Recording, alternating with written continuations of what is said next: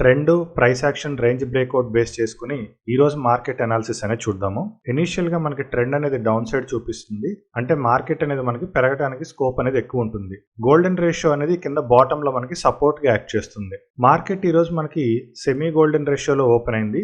Semi golden రేషియోలో open అయిన తర్వాత నుంచి కూడా బ్రేక్అవుట్ ఐడెంటిఫైర్ అనేది ఏ జోన్ ని క్రాస్ చేయలేదు. 4 అవర్స్ తర్వాత మనకి బ్రేక్అవుట్ ఐడెంటిఫైర్ అనేది ఇక్కడ ట్రెండ్ ఎడ్జ్ ని అవుట్ సైడ్ బ్రేక్ చేసింది. ఎప్పుడైతే మనకి ఇక్కడ బ్రేక్ చేసిందో మార్కెట్ అక్కడ నుంచి పాజిటివ్ మూవ్మెంట్ అనేది వచ్చింది. ఈ పింక్ కలర్ లైన్స్ అనేవి నిన్నటి డే యొక్క price action range breakout lines. ఈ బ్లూ కలర్ లైన్స్ అనేవి ఇవాల్టి డే యొక్క price action range breakout lines. ఈ లైన్స్ అనేవి ప్రైస్ యాక్షన్ బేస్ చేసుకుని ఆటోమేటిక్ గా జనరేట్ అవుతాయి. మనం ముందుగా ప్లాన్ చేసి డ్రా చేసుకోవాల్సిన అవసరం లేదు.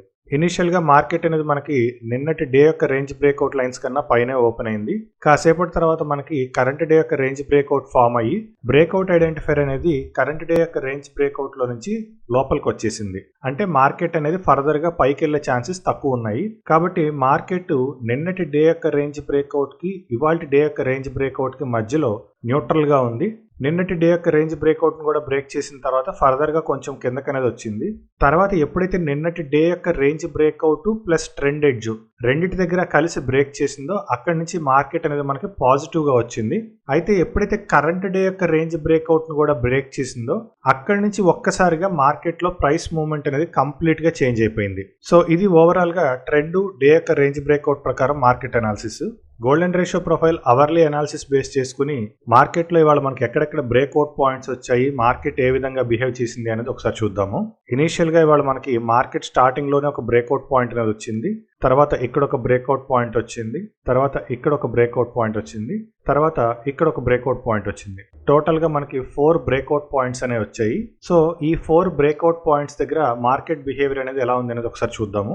సో ఇక్కడ మనకి ఫస్ట్ బ్రేక్అవుట్ అనేది ఫెయిల్ అయింది. ఫస్ట్ బ్రేక్అవుట్ అనేది ఫెయిల్ అవడానికి గల రీజన్ ఏంటి అంటే ఇనీషియల్ గా మార్కెట్ అనేది మనకి ఎక్స్ట్రీమ్ స్ట్రాంగ్ జోన్ లో ఉంది.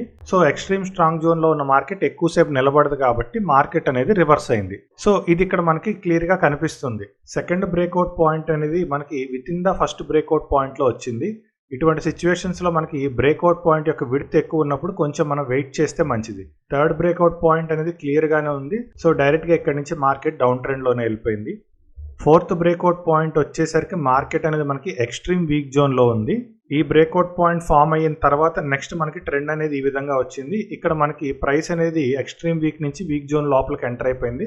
సో ఎప్పుడైతే ప్రైస్ అనేది ఎక్స్ట్రీమ్ వీక్ నుంచి వీక్ లోపలికి ఎంటర్ అయిందో ఇక్కడ మనం ట్రేడ్ అనేది ప్లాన్ చేసుకోవచ్చు. సో ఈ రోజు మనకి ఏదైతే ఒక మంచి మూవ్మెంట్ అయితే వచ్చిందో ఈ మూవ్మెంట్ ఎగ్జాక్ట్ గా మనకి ఓవరాల్ ఎక్స్ట్రీమ్ స్ట్రాంగ్ కన్నా కూడా పైగా వచ్చింది మూవ్మెంట్.